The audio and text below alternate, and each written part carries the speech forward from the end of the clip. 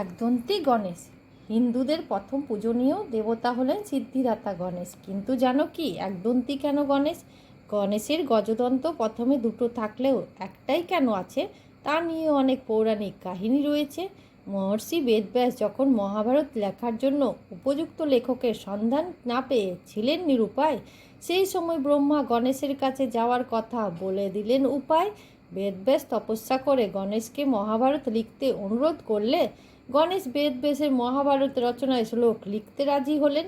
কিন্তু তিনি বেদব্যাসের নিকট একটি শর্ত রাখলেন, বেদব্যাস যদি বলতে বলতে থেমে যায়, লিখতে লিখতে যদি শ্লোক ভুলে যায়, তাহলে তিনি তৎক্ষণাৎ লেখা বন্ধ করে প্রস্থান করবেন।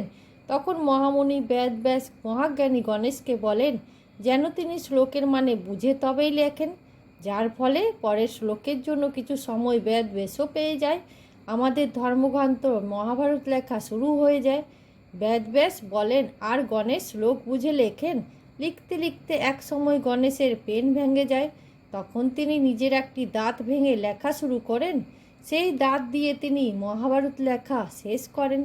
এইভাবে তিনি নিজের দাঁত উৎসর্গ করে এক দন্তী হয়েছিলেন, যা পৃথিবীর বৃহত্তম কাব্য অধর্মের পরাজয় ও ধর্মের জয় সুনিশ্চিত তা বুঝিয়ে দিয়েছিলেন। বলা হয় যে যা নেই মহাভারতে তা নেই ভারতে। আমাদের জীবনের সমস্ত কিছুর উত্তর মহাভারতে পাওয়া যায়। আমাদের মহাভারত যেন উপযুক্ত সম্মান পায়।